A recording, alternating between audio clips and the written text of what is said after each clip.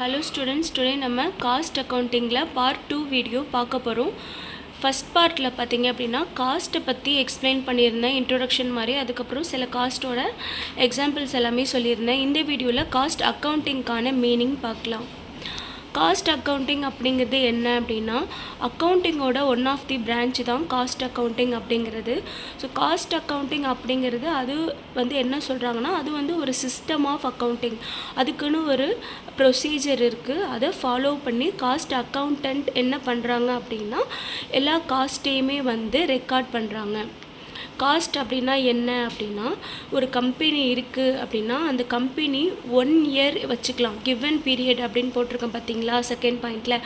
So அந்த given period பார்த்திங்கன்னா 1 year அப்படின்னு எடுத்துக்கிட்டோன்னா அந்த 1 இயரில் அந்த கம்பெனி அவங்களோட ப்ராடக்டை ப்ரொடியூஸ் பண்ணுறதுக்காக என்னெல்லாம் செலவு பண்ணியிருக்காங்களோ அது எல்லாமே என்டையர் காஸ்ட்டையுமே என்ன பண்ணுறது அப்படின்னா ட்ராக் பண்ணி அந்த கம்பெனியில் 1 இயருக்கு ப்ரொடியூஸ் பண்ணுறதுக்கு ப்ராடக்டை ப்ரொடக்ஷன் பண்ணுறதுக்கு எவ்வளோ செலவு ஆகிருக்கு அப்படிங்கிறத ட்ராக் பண்ணி ரெக்கார்ட் பண்ணி வைக்கிறது தான் காஸ்ட் அக்கௌண்டிங் அப்படிங்கிறது. இதெல்லாம் எதுக்காக பண்ணுறாங்க, இதனால் என்ன யூஸ் அப்படின்னு நம்ம ஒன் பை ஒன்னாக பார்க்கலாம்.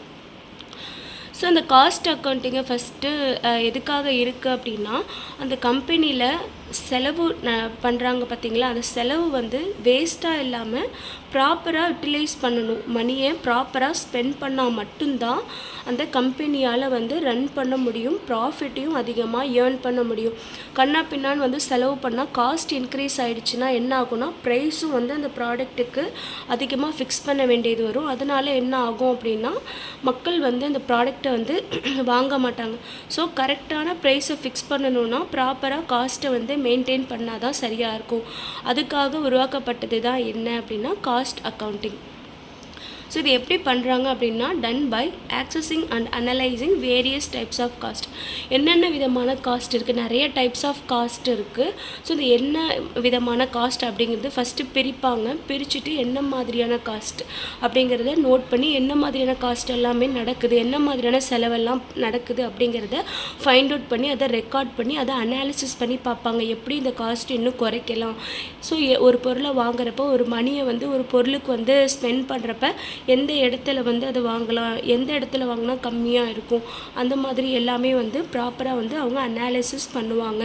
இதெல்லாம் பண்ணால் மட்டும்தான் ஏதாவது வேஸ்ட்டாக எங்கேயாவது கேஷ் ஸ்பெண்ட் பண்ணிகிட்ருக்காங்க அப்படின்னா அது குறைக்க முடியும், காஸ்ட்டை கண்ட்ரோலில் வச்சுக்க முடியும். ஸோ காஸ்ட் அக்கௌண்டிங் அப்படின்னா என்னென்னா இட் இஸ் கன்சர்ன்ட் அப்படின்னா எதோட தொடர்புடையது, காஸ்ட் அக்கௌண்டிங் எதோட தொடர்புடையது, எதோட ரிலேட்டடானது அப்படின்னா recording, classifying and summarizing cost. First என்னென்ன செலவு அப்படிங்கிறத ஃபைண்ட் அவுட் பண்ணி அதை ரெக்கார்ட் பண்ணுறாங்க. ரெக்கார்ட் பண்ணிவிட்டு அந்த காஸ்ட்டை பிரிக்கிறாங்க. டைப்ஸ் ஆஃப் காஸ்ட்டை பேஸ் பண்ணி இது எந்த மாதிரியான காஸ்ட் அப்படின்னு கிளாஸிஃபை பண்ணி தனித்தனியாக பிரிக்கிறாங்க. அதுக்கப்புறமா அந்த கிளாஸிஃபை பண்ண அந்த காஸ்ட்டை ப்ராப்பராக எந்த காஸ்ட் எதுக்கு பண்ணியிருக்காங்க, அது அவசியமாக, அதை இன்னும் எப்படி ப்ராப்பராக செலவு பண்ணலாம் அப்படிங்கிறது எல்லாத்தையும் ப்ராப்பராக அனாலிசிஸ் பண்ணி determination of cost of product or services. So ஒரு பொருளுக்கு அவங்க ப்ராடக்ட்டுக்கு அந்த கம்பெனியோட ப்ராடக்டை ப்ரொடியூஸ் பண்ணுறதுக்கு ஆகிற செலவை ப்ராப்பராக அவங்க யூட்டிலைஸ் பண்ணுறதுக்காக தான் இந்த விஷயம் எல்லாமே பண்ணுறாங்க. டிட்டர்மினேஷன் அப்படின்னா தீர்மானிக்குது. Cost of production or service அப்படின்னா அந்த ப்ராடக்ட்டுக்கு ஆகக்கூடிய செலவை தீர்மானிக்கிறது எப்படி அப்படின்னா அந்த காஸ்ட் அக்கௌண்டன்ட் ப்ராப்பராக காஸ்ட் கண்ட்ரோலில் வச்சா மட்டும்தான் இது நடக்கும். அப்படி இல்லை அப்படின்னா கண்ணா பின்னான்னு அந்த ப்ராடக்டோட ப்ரைஸ் ஃபிக்ஸ் பண்ணுற மாதிரி இருக்கும். ஸோ அப்போ முன்னாடியே ஒரு காஸ்ட் அக்கௌண்டன்ட் என்ன பண்ணணும் அப்படின்னா ப்ராப்பராக பிளான் பண்ணணும். ஸோ ப்ராப்பர் பிளானிங் இருக்கணும். அது மட்டும் இல்லாமல் எல்லாமே கண்ட்ரோலிங்கில் இருக்கணும். கண்ட்ரோலிங்கில் இருந்தால் மட்டும்தான் காஸ்ட்டை நம்மளால் குறைக்க முடியும். அப்படி இல்லை அப்படின்னா தேவையில்லாத விஷயத்துக்கு அதிகமாக செலவு பண்ணுற மாதிரி இருக்கும். Furnishing information to management for decision making. So இந்த காஸ்ட் அக்கௌண்டன்ட் என்ன பண்ணுறாங்கன்னா இந்த எல்லா விஷயத்தையுமே பண்ணி ஒரு ஸ்டேட்மெண்ட் மாதிரி ரெடி பண்ணுவாங்க. அதை வந்து என்ன பண்ணுவாங்க அப்படின்னா அந்த ஸ்டேட்மெண்ட்டை அவங்க ரெக்கார்ட் பண்ணி வச்சு ப்ராப்பராக வந்து அனாலிசிஸ் பண்ணி ஒரு காஸ்ட் அக்கௌண்டிங் ஸ்டேட்மெண்ட்டை க்ரியேட் பண்ணி 1 இயருக்கான அந்த இன்ஃபர்மேஷன் எல்லாமே அதில் இருக்கும். அதை வந்து எங்கே சப்மிட் பண்ணுவாங்க அப்படின்னா மேனேஜ்மெண்ட், அந்த கம்பெனியோட மேனேஜ்மெண்ட் டாப் லெவலில் இருக்கிற மேனேஜ்மெண்ட் கிட்ட சப்மிட் பண்ணுவாங்க. ஸோ அவங்க வந்து செலவு பண்ணுறப்ப என்ன பண்ணுவாங்கன்னா அந்த ஸ்டேட்மெண்ட்டை வந்து பார்த்து செலவு பண்ணுறப்போ எந்த ஒரு டெசிஷன் எடுக்கிறதா இருந்தாலும் அந்த காஸ்ட் அக்கௌண்டிங் ஸ்டேட்மெண்ட் இருக்குது பார்த்தீங்களா, அதை வந்து பேஸ் பண்ணி அவங்களோட டெசிஷன் மேக்கிங் இருக்கும். ஸோ அந்த டெசிஷன் மேக்கிங் எல்லாமே ப்ராப்பர் கண்ட்ரோலபிளாக இருக்கிறதுனால காஸ்ட் கண்ட்ரோல் அப்படிங்கிறது இருக்கும். இதனால் வந்து என்ன பெனிஃபிட் அப்படின்னா அந்த கம்பெனியோட ப்ராடக்ட் ப்ரைஸ் வந்து கம்மியாக ஃபிக்ஸ் பண்ண முடியும். அதனால் கஸ்டமர்ஸ் வந்து அந்த ப்ராடக்ட்டை வந்து குவாலிட்டியாகவும் இருக்குது, ப்ரைஸும் கரெக்டாக இருக்குது அப்படிங்கிறதுனால ரிப்பீட்டடாக பர்ச்சேஸ் பண்ணுவாங்க. இது எல்லாத்துக்குமே எது முக்கியமான ஒரு விஷயம் அப்படின்னா காஸ்ட் அக்கௌண்டிங். ஸோ அப்போ அந்த காஸ்ட் அக்கௌண்டிங் அப்படிங்கிற நாலேஜ் வந்து அந்த காஸ்ட் அக்கௌண்டண்ட்டை அவங்க வந்து ஃபிக்ஸ் பண்ணால் தான் அந்த காஸ்ட் அக்கௌண்டன்ட் ப்ராப்பராக அந்த காஸ்ட்டை வந்து மெயின்டைன் பண்ணுவாங்க. அப்படி வந்து அவங்க காஸ்ட் அக்கௌண்டண்ட்டே அந்த கம்பெனிக்கு இல்லை அப்படின்னா எந்த இடத்துல செலவு நடக்குது, எதுக்கு எவ்வளோ செலவு பண்ணுறோம் அப்படிங்கிறது எதுவுமே தெரியாமல் போயிடும். ஸோ ஒரு பிஸ்னஸ் இருக்குது, அவங்க ரன் பண்ணுறாங்க, அவங்க ப்ரொடியூஸ் பண்ணுறாங்க ஒரு ப்ராடக்ட் அப்படின்னா அந்த இடத்துல காஸ்ட் அக்கௌண்டிங்கை மெயின்டைன் பண்ணியே ஆகணும்.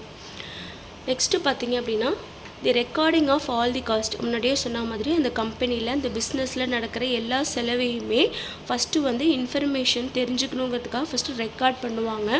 ஸோ ரெக்கார்ட் பண்ணால் மட்டும்தான் அடுத்தடுத்த விஷயங்கள் அதை வந்து பிரிக்கிறது, அதுக்கப்புறம் அந்த காஸ்ட் எதனால் நடக்குது, அதுக்கு எவ்வளோ செலவு பண்ணியிருக்கோம் அப்படிங்கிறது எல்லாமே நமக்கு தெரிய வரும். இது எல்லாமே ப்ராப்பராக இருந்தால் மட்டும்தான் இம்ப்ரூவ் இட்ஸ் மேனேஜ்மெண்ட், அந்த மேனேஜ்மெண்ட்டால் அவங்களுடைய அந்த பிஸ்னஸை வந்து இன்னும் அடுத்தடுத்த லெவலுக்கு எடுத்துகிட்டு போக முடியும். காஸ்ட் கண்ட்ரோல் இருக்கும். அதுதான் இம்ப்ரூவ் இட்ஸ் மேனேஜ்மெண்ட் அப்படின்னா அதை யூஸ் பண்ணி அவங்களோட கம்பெனியை இன்னும் வந்து பெரிய லெவலுக்கு அடுத்தடுத்த லெவலுக்கு என்ஹான்ஸ்மெண்ட் பண்ணுறதுக்கு யூஸ்ஃபுல்லாக இருக்கும்.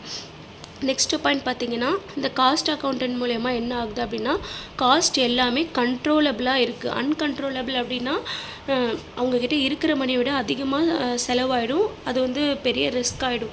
காஸ்ட் கண்ட்ரோலில் இருந்துச்சு அப்படின்னா எல்லாமே ஸ்மூத்தாக இருக்குது, ப்ராஃபிட் வந்து நிறையா கிடைக்கிது அப்படின்னு அர்த்தம்.